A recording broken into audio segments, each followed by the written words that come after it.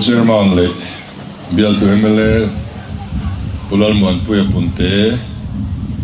le headquarter atanga elai bial vil tu kan GS le tho puite unsar min man saktu kan upate le kan block try tu te voina e conference bang tu tur local palai zong song te tual chu mi puite in zavain chi bai kabuk chewa e chanula ma hian ser chi pa dialysis call thar kan hong thadona chuwang chuan chuma session ba ki chu in nera kanom theidon lova ulai call thar kan nei tur khu alomom kan ti le a thop tu em dai lova MLA fanin thop tu tur mi pakhat technician pakhat chu kan roi dona eng lai quarter point in on sor tour ani don ani tiang chuan Kenzon Hospital a puanin mani khanin call thar thatak mai kan handa le boka chung te po chu kan ban phak vek ani ya kan zawai kan chok tur ani chu kan soi masadua tin voi ni kalokal na ni riang tlang hi kalokal masakha ek tikumwe ka thei talova motor akal thei lova kein kanon luta wangvat kanon kai veni ta chuan mi le sa po kan nei lova katilai khan kan vahvaih kan vai em Hedna tur poi kan shelok lowa kan lut ve tor zela chutianga kan vahvaih lai chuan ya amaro chu Pu Lalduhoma'n min lo dong songa ama po min ka ria khong ain Pu Lalduhoma'n ding te se thun mona ton khanin ale alo omei bengdar mamoni te kalo ria local hun da kan lo pe che ni mai ai zone hello kal don dia ani na hian kan thlenga ta chuan kan in mual pholam ni lo selangin thutleng sei thing thutleng sei hian nei ni chu athut nakha azau vak lova chota mun ngai du heta hian an tia thutleng sei hian kamu mai tia public meeting kan nei zo kan hong chu lo pha diam maya ma se an thutleng sei kha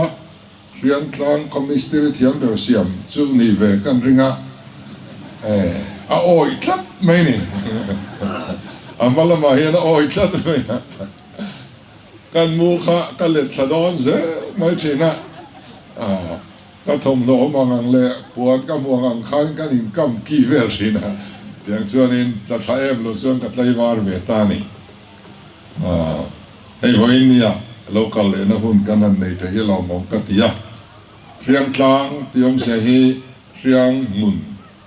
riang om na tlang in nei ani phot me nga sun lai te hian in ti cherel to em ka hrelowa riang te hi thil thadeu mai ne pathianin kan ramom turata na ada ania riang om na muna chuan ngal pui hi om thina Mizoram khotlang lama hian ngal fek chi ama ngal pui om theilo ni than chu riang hi om ve tak tak to lova riang nai hi ngal pui nan bu che nan man poimo tak ania chuwang chuan khoi te kan la war chau zel lon sia in riang nei te kha riang tlang ania ngein lo hum hal tran cho le tau langin a thaw manget te kan ti ani ten ai kan MLA khanin an soi mai lo maya elai games and sports khanin table tennis board kha in mamoti alofia chu aizo local huna kan games lampang ruai tu te khanin in ron lam mai don ya ne na tang hianin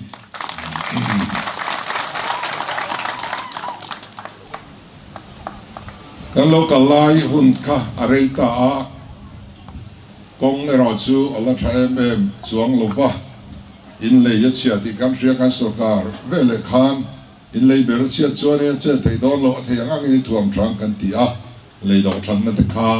kan ron sang suna khua alo reita khati laya kanau ruai te kan thalai kan ruai te kha voi na chuan in MOP member ni to lo mani yang chu lo ni to a ten ai bial tu MLA thatak mai in ne ya MLA zinga chuan bial fang tai ma per ani in ka ria a fang zing le mai chuwa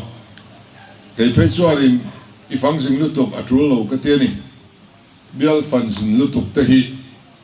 atra chuang lo wa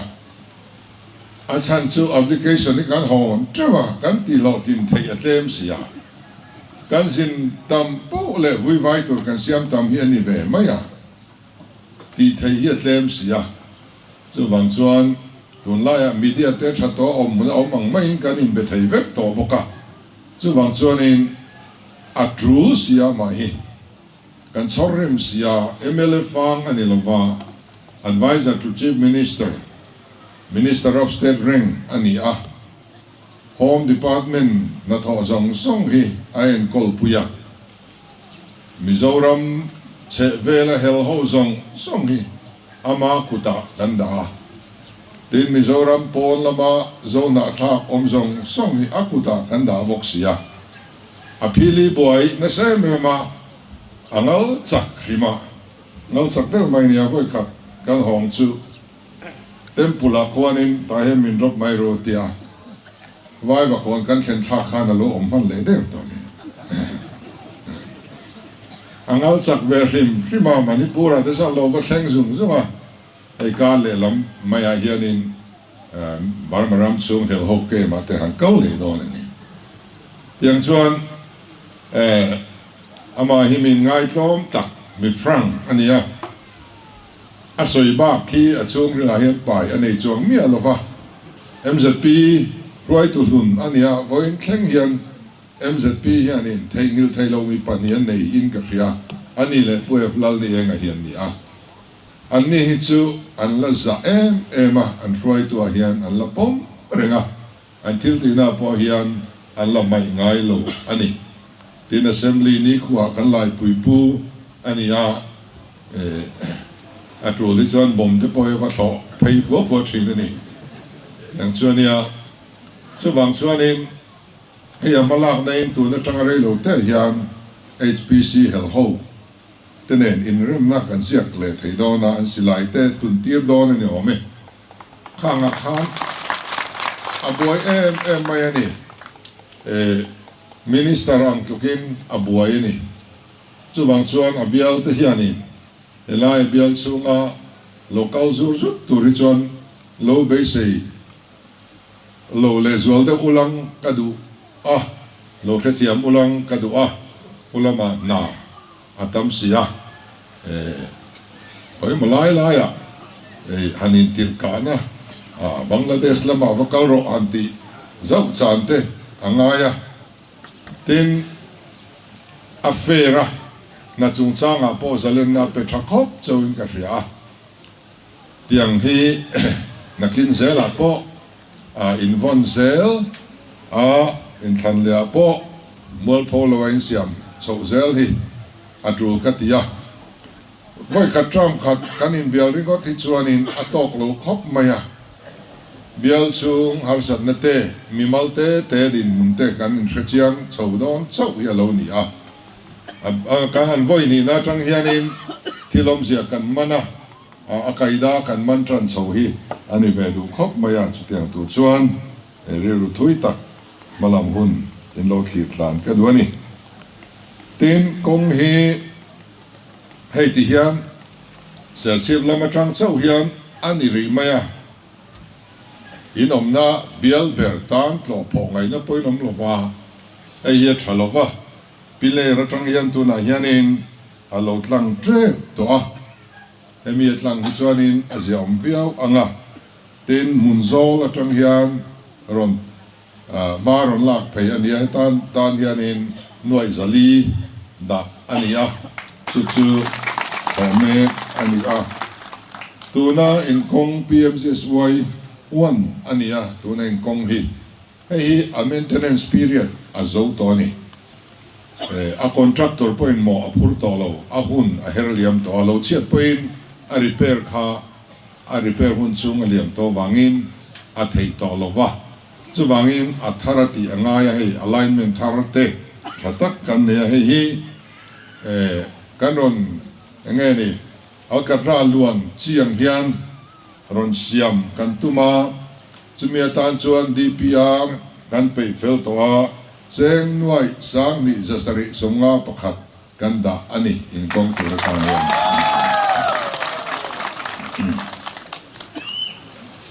tin na chung chang ni china khan kan ngai thla kan tui ni du a na hi kan dil tor zel maya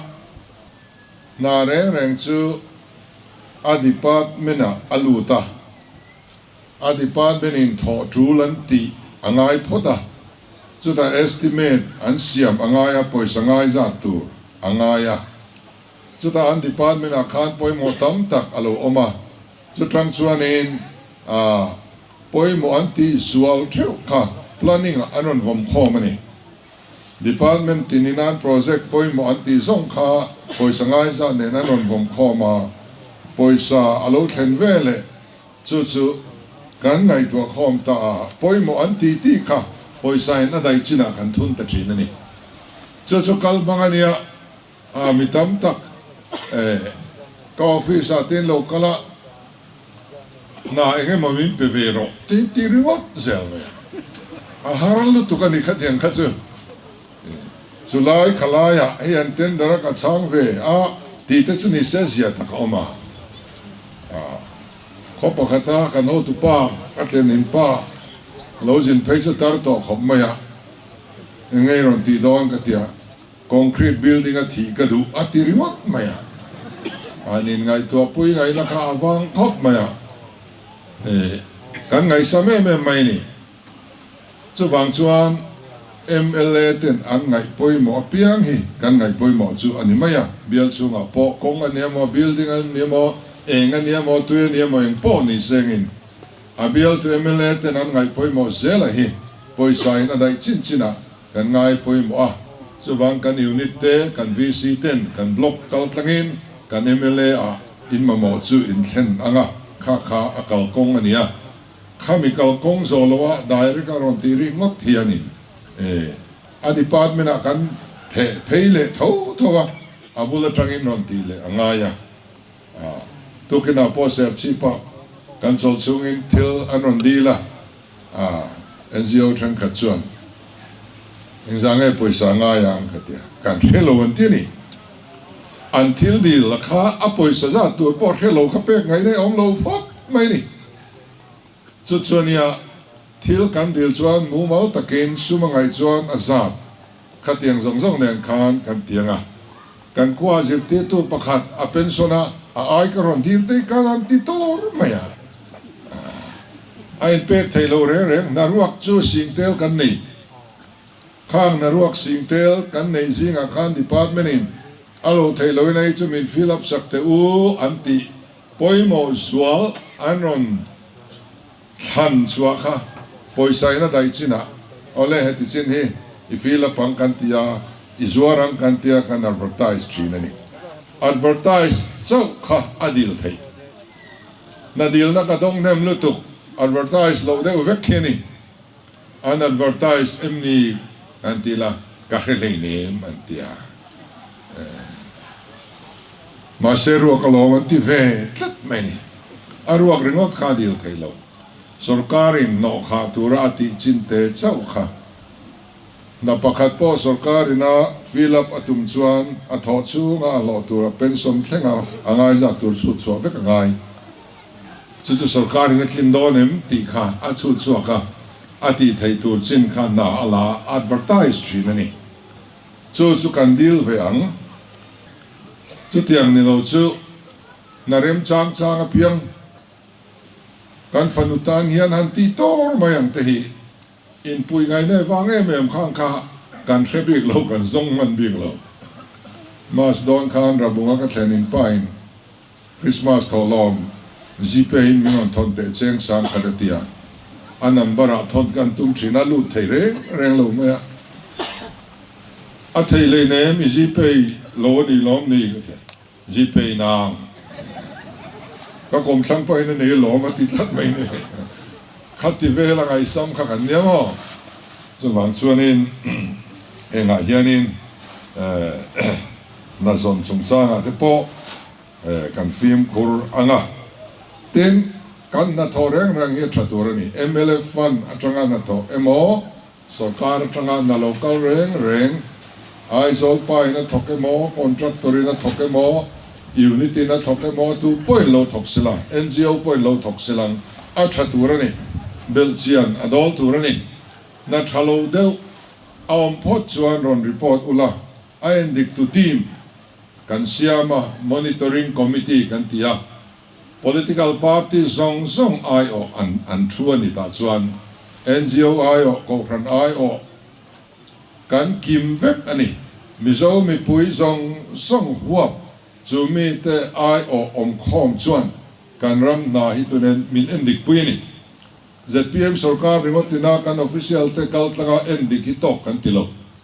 chu wang chuan opposition io te po thu ve fexele ititlang kan en kan rami en kol tlangang na chia hi om to tu se man khur chotang yen dikro se kan tia khang na zong kha a en dik tu chu VC ten lo en dikula unit ten lo en dikula party dang zong unit te po ka en dik tu lo ni vek ro NGO te po lo ni ro ko ran te po lo en dik ro na chia hi kan du to lo chu wang chuanin na hi a thaturania ki kilaya library in lo sa I estimate I lianin in sa thatavin in sa ti kamitin kamua kalom le ani inem ton tlap tak zet ani tiang hian ni kalphung thar chuni lom thu ka soi ni moina hiam pathian po alomang tiang hian na hi thatavin kan thok turania in bial tuang deuh hi kania kaisu thil ze kwali ka thiam loa ka soibol zela tu na hianin he bial chunga khop pakhat a hian kan ho tu te na tho pakhat thalo awmani poi kan ti khop mai om to lo se ka du kan party ho tu te singa contract na thok pan ni thok chia an oma an ni na tang kan pai ve ve to chumi te chu anu nong zok chuan miron bia ka pu poi khop mai ka thiam lo ani aron tia i thiam ma thiam lo mo ini na hi ichel zel arem to lo ZPM hi zoram siam than na tura pathian man ruwa ama hruai kan nia zoram ti chetu khotin ti chetu chu ruling VC le ruling unit right to the anizar zar ruling party yan khotin an lo ti cheto thin voina chuan kha kan ni thiang ve to lo ati thatu turama right to tur kan nia chu wangin ban kheri ngai lo la nangma thuin ban na thelu ro ka tia ama thuin ban na thelu mai ni chu tiang chuan ya ZPM engang po ni ro se campaign line bong som po lo tho ro in a torture chuanin kan zuam suang lo bang se chu wangin kan na te unit than kada chuan MLF fanin nan thoka athlete unit OB te na lo in sem mai lep kan ne ni chuan MLA local huna choi puinan te nakina in thandona so chiar pirnan te da that thei kan nei ni chuan kan da thave tun in sem mai tun ni lo committee pianga ko thana po treasurer mo financial secretary ne mo sum kan man zat meeting in kar kan man zat an soya kan la nei zat an soya kan man le na tur kan rel ho vek alang tlang ani ko ran sum vondan hi chu tiang chuan unit committee te block committee te kan treasurer mo kan finance secretary te ne mo sum report hi an soi zat thei tur ani tiang tur chu kan kal dan tur ne engkim alang tlanga tin lep te kal lo nei ve nia kan singa mi har sa te mi bo zon te tuitla te leimin te real den chiat te cancer te khochunga party po kan thiar turan lo tran pui ngai an lo oma unit 10 sum kan lo ne ni unit minga kan lo kan ve te hi amoyem ema chu in lo ti to trim ni in riata alom om katia heng te hi akal phung thara kha kan na kaldan tur ani ti chuan mitar lom lui cho top na kan manga member horizon zel tur ani khopa khana chuan zpm ni ve propaganda dua chimlama sonania goi thum membership fee ka pya min kir zel maya zpm ka ni ve phalo aron tia aron report ani kan fetchianga chu khwa chu khote takte hiania zo na thak chi peng pakhat omna chumita chung kwa chung kom nga ve lek chon unit an lo dina midang tel vere ren khalo phalo halo nia alo hu phurtlat mai ni khatiang kan ni chuan in than le kan ngai tuam don lutu chu wangin mithar kan welcome tur ani tu po kan welcome nga kan zong zel tur ani amaro chu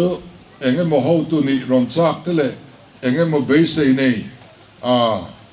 enge mo tiam kam ngiat khatiang chi kha chu kan pola telatang kan itlo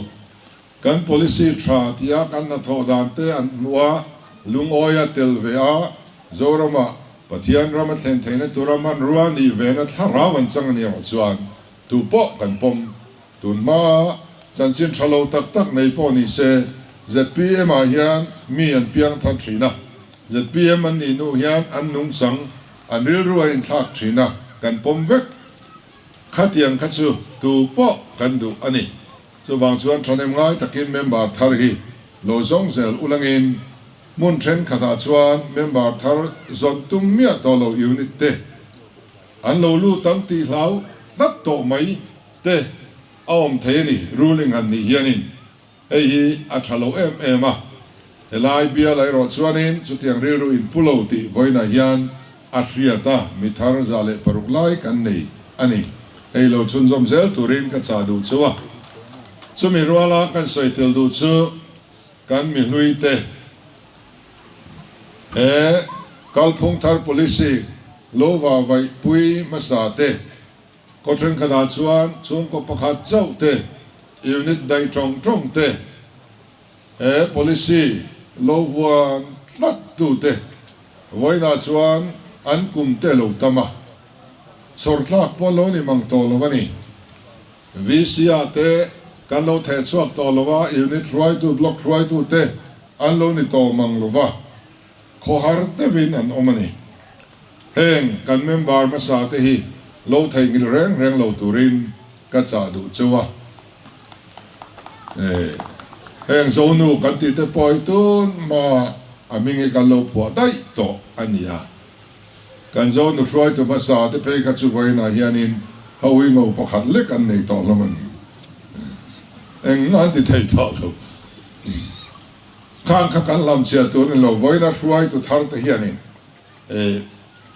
kan try to masa local masa mual pho po huama kan flak lo zar ngam sar te kha lo sharang ulangin kadu ani ten kan van nei le maya til kan anti re hian kan machok anti zela kan party unau te yan ania an kumu ma kan party kan poma an kumu ma kan par ani amaro chu an kumum rei dewa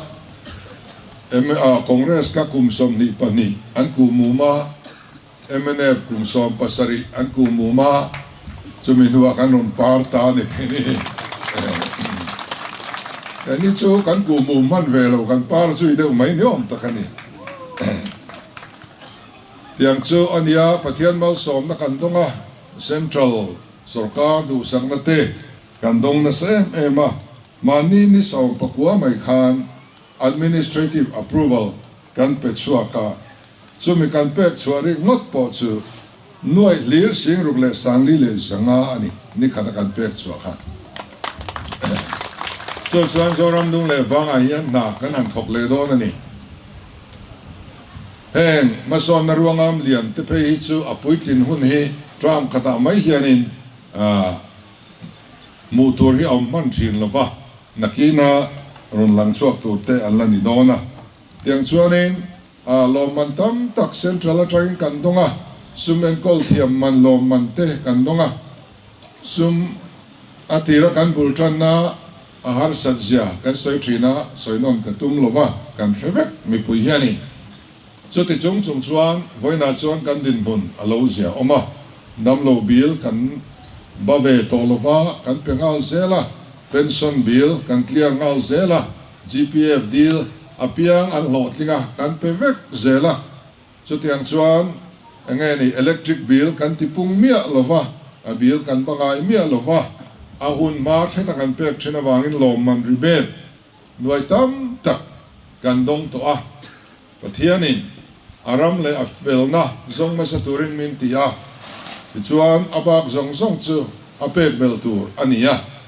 apek beltur ringot mai boy puyan zing atanga zan tai rek theng hian chung patin hi kan boy thina kan sarkar te po kha apek bel cha tura hian alo boy de thin em diang o katia ke ni chuan aram le afelna kan zong ma sa a eta a lo te la ho te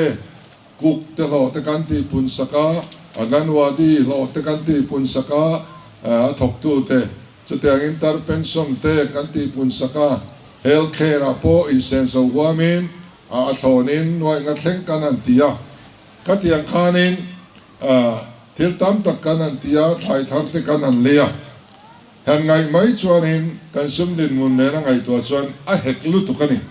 eng tin nge in ti thei zok ti tur hian oma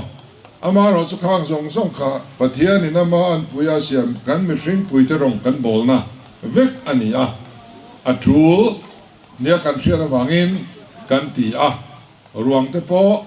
kan chung te nan thi a mi tuit la chungin motor kan ngai tu anga ya wai me kan tlu ta bial tu MLA kan phone alo jin boni pe chuanin bel tur kan thelova khatiang reng khanin mi tuit la chungin ruang kan boy puya chung te su thlo sarkarin ti hian a thlonin alo ti ta senso vek ani senso vek heng zong song mi ma se le lama chuan del tlang sumbom pui atagin pathian in mal som na min pe a alo lut ve se la voina chuanin sum India rama sum man thiam financial management a ti that mana nuai lir sing thum le sanga lo man minun pe ni ro pui da wasim sum en kol thiam man nuai lir sing thum le sanga han don chu lomom takani tichuan India ramin kumnga chung lom le tur poisa kan ani sema India rama adong tamber apung tamber te na apalina kanan om le a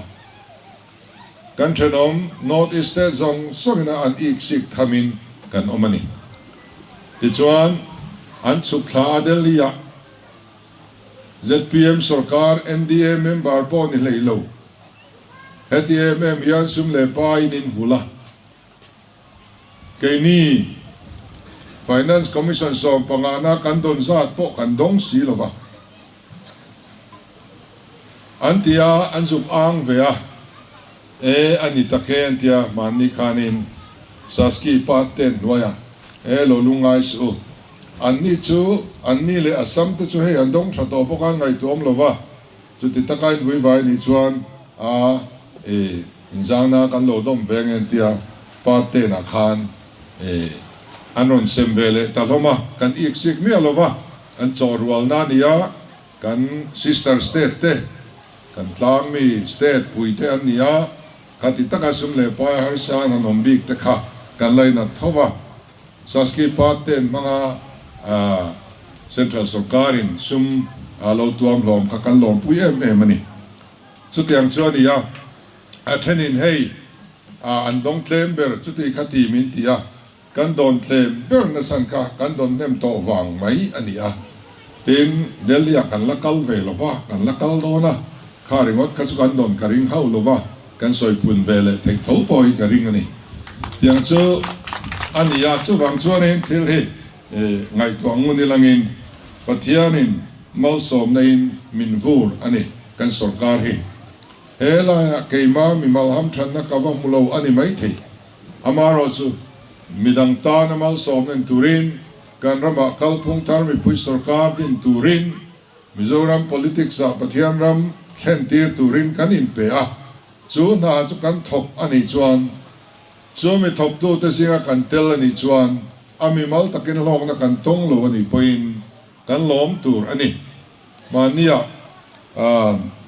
mi pakhatin kan office a thuaron soya pathian thu hunsek aron manga Mizoram politics a pathian ram thlentir tu tur atana aman ruate innia nang mani o yan pathian man ruwa ni inin shria em o mintia kha zona poimo tak kan sam theu tur ani kan unit atanga kan president thengin kan zawai hian voina ri chuan heram tung ding le tu le siam thatura pathian in aman ruwa kan ni kan thinglo kan fello ti dik lo po kan nei mi fam kim lo kan nei eng kim hi atha seng lo ti po kan ria pong zong zong po hi atha vek lo building zong zong po hi do tu samina savek kherlo ma sengin atha so em ti ro chu kan ria ni khata khan aman ruan ang le ke hi kan lo ni veri ngot thi pathian man ro zinga kan lo tel ve hi kan lom tu re ni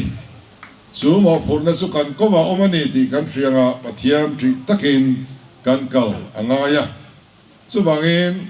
pathian in malmin soma buk na te alo dik chho te ema office kal te ahun taka lo thega ahun taka lo honga tiang chuanin chung ril lam siam that na hi moral reformation hi SPM sarkarina athen ber chuania chu chuan a ru chu ti khati ti reng soi tur om lova te phung pathum chi ranga te na Mizoram hi India rama a ru claim na per state pakhat na kan lo ni le ta boka teng te hi aro pui khop maya go than tin hian jing trong trai na kan ram tan kan trong trai thina kan roi tu ti tan te kan trong trai thina tun ma de kan ngai thak thin kan missionary te ne na kan ngai thak thin tam tak chu vairama tanem ngai taken pathian tu kan thila Mizoram on thira AIDS tam nania drugs tam nania corruption tam nania kan pathian e biak ve hi an chak thailo ani antia eta Mizoram chu ga tangin ko ta kan missionary te kut kan zu phuar tel hlat mai thin ania khatianga corruption lama ming chetak kha kan lo ni renga lei patala zangni somni pathum kuma khan India rama lei panga ber kan lo li le boka khatiang ang zonga ming thang thin khan voina chuanin a root lem ben state te relo te chunga kan han ni ta mai te eng hi chu politic zone hian kan la mai po ko thantin hian ruai thelom tlak avalian ve o kan trong try chan na kha ani himole te ka ti dewani amaro chu kan hung politic dewa khatiang zong khan kan ti tam lo ni mai the hetiang ram than ni theya kan pathian mi lang kai ringot mai te hi chakna ni lovin ithil te theina ne loin ka tharau zok kin le tia pathian tharau zok na tho kan rin na zara tharau na tho kal sela ni ti a chiang ema reilo te a kum som ni mana kan boya sikul te anon hala mene ten kan library te anon hala lekha kan siran phalwa kum som ni chungin min ngol milliam sana kum som ni in kan nu fuala ni Mizoram hi India ram state zong zonga hian kong puya po building a po enga po eng konga po development na re kum som din kan khotlai bi kani so prime minister te home minister te finance minister te ne na po hian ka soi mai ngai mia lo ani kum som ni chung khan lekha kan zir thelo amaro chu than kan han la le tak taka kanan sarkara India rama ziale siar thiam vek ni masapir kan han ni le tlat mai te hi heng te pathian mal som na ania tiang te kan ni thiang ti kha kan ngai to phak ngai reng lo ania maro chu kan ho ni vele tamai zel a cho pathian hian min mang ani engang point min soi selin min bei thin ma selangin pathian kan lama tran chung chuan kan nin don lo ma ni lo ka tun ma kan sin na gang tok khopuya zurui let der anga soi kania ka chang du lem lo adik na in lo phele mai don pathianian man ruanga ka soi ngai lo midai ron soi le mai don kha ni zel min vom na lung hian in nuam kan siam zel don ani ka ti kha so bang chuanin kan unau party danga la te po hi ron tel ve mai tu tin ka som du chuani ron tel ve mai ro ram hi siam tlang u khotlang hi siam tlang u kan khotlang kan mangai ani chuan ruling party te ne na lungrual taka nui za thei tur ti tlang thei turin kong ngai thei tur kan ni hi apoi mo tel tlat ani chumi ni tur chuan he khotlang po hi ani in gai to na in lo sem ka du le maya tiang chuarin party dang om te po hi ronin ngai to har zelula to na yan thil tha tia kan in tlan sia ka party dang yan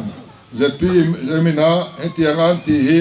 ke ni kan sarkar chuan he tiang ati kan du velo he tiang zok hian ai thain kan ti don ti ron zuar selagin an thazok dona alan phot chuan chu bole huk mai la aswal na aum ka ti mia lo a thazok zelan ni chuan amaro chu voin ni chuan in chu tiang ti reng om lo enkim mai kan sam khui dan thleng yan ro soi sel ron mai ni kan mit men dan thleng yan an buai pui khan ram ro pui min thlen don lo hi ti hianin tia thalo ve ti zok hian ti ta chu ti thuron te min pe sen zom te pok kan tumang chu tiang ni lova tiang zonga kan kal te hi a thalo em maya tu line gal rama indona thleng me ka enge kan to sel don kan hello en poni se aram level le zong ma support mai langin silai kega ram chana inti nationalist kan ram din swatir tum te Christian te ti tur anilova aram le afel na kan zon pot chuan pathian in thula ti chuan khowel sarkar lian te sik soyanga he ram izalen na fam kim min pe mai don apek bel sa tur zinga hian kan nationalism po hi ida me hu so dai zok chu ani voina chuan thate in ti hian kan omang tun mai babylon salan tan don kan Israel te po zol nei der hovin babylon salat tang su dole rolo tangru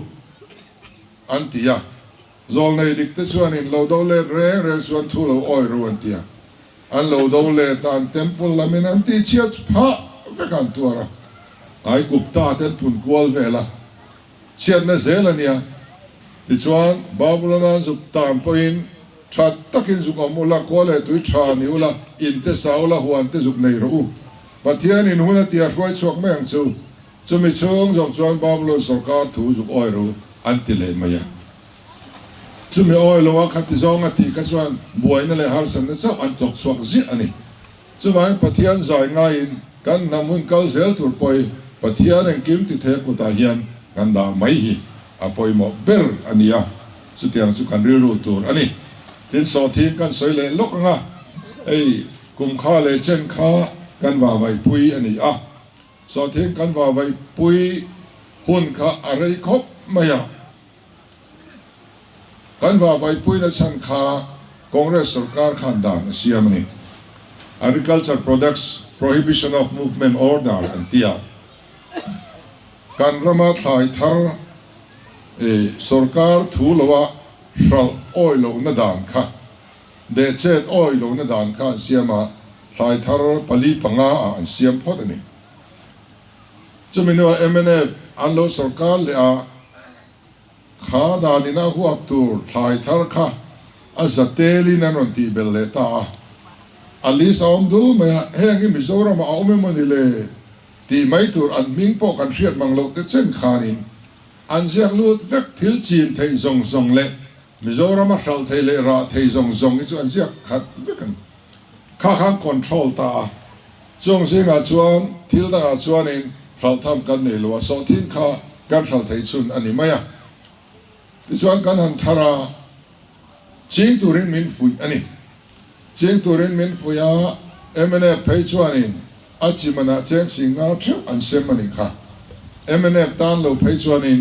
adon thei mia lo ani amaro chuan han chinga amarket an boi puile mia silova ti chuan sundara lia bagapa chia kha permit an pe phala ani kha cheng ni duli teng ke ji alata fulama aret sal jia de chu kan theva sinot ko puiliana sinot hian ko ran hian so thing market is ong ro seti kan pasa mithiam pathum kan tir thla del dia chung singa panga chutuna kan valupa council member professor thang chung nunga pupara kan ti hiani da chuanin so thing re thajia te mandi ran thanga anron hona sia kin an the darani sinot khane elai cheng ni levela an lak lai khan cheng som pani poin lak ngamani thu kha ko than khan a the dara ma sengin so thing lei phalna permit kha mi pakhat chau an pe ga wangin competition om theilawa aman kha up theireng reng lo mai ni ti chuanin asira khanin a leive chak kha cheng som a lei du po ding reng ma se permit an pe velo wa a lei thei tlat lo wa avai khan sundara le khanin a monopolize sa ti chuanin tu tenemon nen aso thing tu hang kha an hop tlang thin ni hian kan thriani khati lai khan MHAP Mai Thai Association in contact an zuk nei tha man zo ka thral nan an thria chu po chu an thral tur an ti buai le zelani so thing tlom takal le ya an le na ret atlom po le an le patam do na an sem tur atam ta ti kha a chiang ngoi ngoi ni chu tiang chuan history thui deuh mai ni ya so thing yan voi khat pe chu kan thin urin so thing troi he vana pa hol ko ta khianin kan bun rui mai ni lai thim do na hianin kan buna kan kausan vat maya khati laya thuka kan sarkar tuan ran kha kala hello re kong chian siam muan nen kan so thing bun chu an thian fai rang khop mai tiang chuanin kan lo fai traka eta sap thei te po ching ru an tiani an chin tirani a ching tu turan thanga atira chon congress bultron ani ya congress party member ni lo tan pe chuanin sap thei ka chin thei mi lo nia ka ti lai khan thang thar deu chuanin la re phalo dang ma se amar ke ta zel khan an boi pui lo wangin an boi ta se la ka soi fo thin thu dik ni ka soi le duwa kel ka nga kapulo thanga ina ka thenga duwa I pui chu ka van ne nia ka thian te chuan an sap thei lo sa hral nan hri lova abe pai le turin khochak pai te ho an ruaya cheng tam tak sengin an pai tir le a kei chu ka van dei khopa abe ruak lo turin ka pai tir vek mole no inte abe ruak lo pai the kha a lo ti van ne me mani khang zong song ka kan farmer te history kan lo pal tlang khani kan kut adur thlona kan kong kham thlona kan than afar thlona lo kan walai kan red kan shilwa kong sira dor te zong zong thil zuar poison ru a red an shevek sarkar na thok master role point a red a shevek sakata lo zatu sarkar da an zor reng rengin an lo za tur a ret an advertise vek lo Halloween mi huana po kan thong ngai lu kum kha le chen kha kan ret Halloween kan zan kala kum chuanin ta chuan kumina that deuh chuan na kuma a thade kan an be se kan an chingwara a chiat kum te lo ni le a kumina BPL ani lo kha na kuma BPL kan ni kan thorim na ra kan seng lo atira vain lo chu ka re thatakin an ron leya abar ke ta tha kan te kan chau sup supa kong sira kan mut thua amar ke ta om lo an ron ti le kan le loka kan chau lak lo to tro lo ho don roina nan don a troi don mit tuit la chungin an red chirang angin kan nam niam thina tu man in kan sak phalo tu man motor kan lei phalo tu man kan fa te school tha kan kai tir pha thei re reng lo khang song song kha tang kan mo wangin kha le chen khadi a h da te ka kan lo wa puya ke ni chuan red thesa in kan tiang kan tia thlai lu man po kan peang cheu kan tia thlai lu man nei ngai lo mi thing chawin lu man nei tia voina chuan thlai lu man po thlai panga kan pele don der to kha kha ni zelani chu wang chuanin hei so thin te a red thesa in kan oma sem kan ta riam lai tangin ke zia somnga ani ti kan hereng ani amaro chu kan thalna tlom ni tuk chuan somnga zel sarkarin kan se na ngai wangin kan bajan hi a hek lu tuk ve de boka chu wang chuan i ngak de te mu khai i ngak tlang te mu khai tu man a tlomin lo ram ula kan in tia kan in nge na amaro kan farmer then khaten an ngak zolova tlom te in vai ne na te an lo shala ti chuan SCC kan lei khol sa kha aret asang thei ta reng lo mai ni vai ne na kan lo shal khan cheng som nia kan lo shal khan cheng som thum kan chan zelani asan chu support price kha kan don ve thei lo wangin sarkar kha chung ha kila cheng som point thalila somli kan dong don som nga re ta shal thei reng khan cheng som ni te som ni panga tin midang ne na kan dam liam hi apoi khop maya kumina khan kan a o khangai thlaila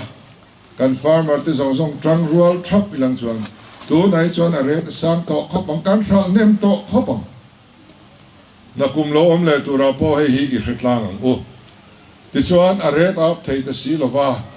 ti ngai na kan hrelowa alin a hun chho chu ni le to mai sia wangin a aniang angin a tlom poin ilek ral mai kan tia tu na hianin support price nen som ni panga ting kan han thalta in so ting cheng som ni panga a kan thala piang khan som ni panga nam kan pek zel chuin nga ya ke ni chuan a ze alet zel ka kan seng ta ni sarkari en poni se kan mi pui ta that na tur ani phot chuan ti in kan lo le pa kan chiara kan ti chowa ti chuan tu na tang chuan are po a thashet shet chho tura ngai ta ilangin nakum lam zela te pe chuan a processing hi he kan in payment don mo kan tia kan in payment lutuk talova mun somruk bor vel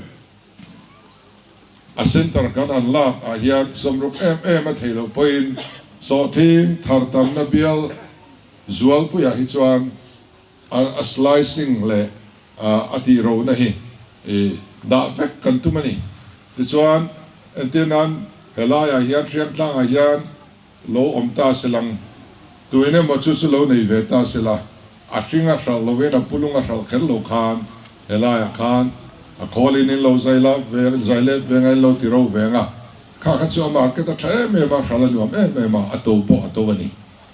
tin a organic hi ti ram tum chho ila organic tual kan tuma organic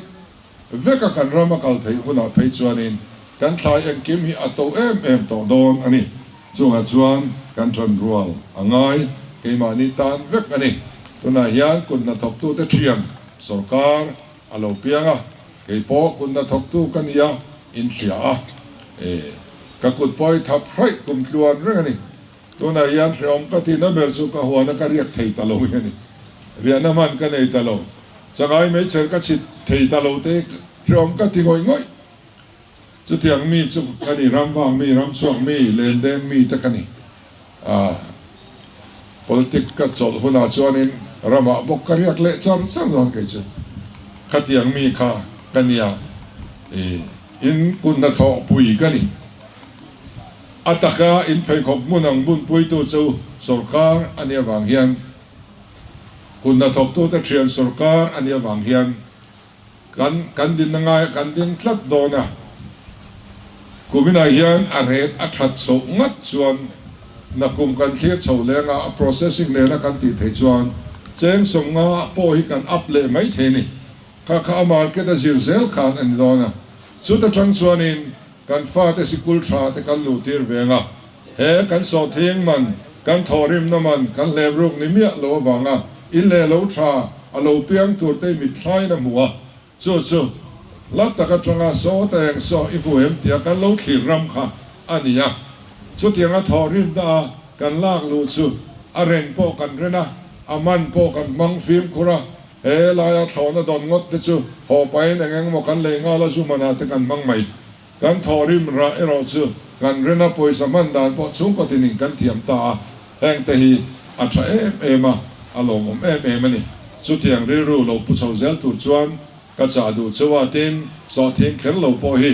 thlai dang zong hi process thei hi atama processing unit a piang supa kan entrepreneurs te an trang na sa ala lo so zel don ani ti hi ka soi du a so thing I chin kum khwa ro kan ti lo so thing man atanga sum don na engemo in lo bul in lo tran so ve thei zel hianin so thing chin kal sanin e zon na ngel tai lu zel na tur kong ka kan kal kong kan in khil pui chu ni zo pani ole to bera chuan hei mi thar zale paru lom lo tur kan ne ya eng zinga hian political experience thui tak nei to te an omin karinga tin he kan muang min mu puya kan thirang min thir pui kan tuyang min tui pui tu te ti zat kan mu hi alom om kan ti a heng kan mi thar te hi khoharin da loila an tang kai na oma ti tur bo phurna pe mol ilangin tin mi thar lo lu te hian mi lui te za thiam bok zel ilangin tiang chuan tuna om to sai chuan in member thar walak lu turi kan revak to lova voina lo lu thar te hi in chian te vakom le zel tur le chu po chuan a du vesin mo le ti tu te khai nia wangin nang mani chau ni lovin ale peka midang ron som bel zel tuatan om to sai mama hian in tang kai don ani chu tiang chuan kan tang tlang nga zoram politics ate kan ram kan in tina te keima nia te kan sum kwa kan khotlanga rural na engkima kan ei zon na te pathian ram alo thenzel na tura kan thopui turin lom takin kan lom lu ta chu kan lome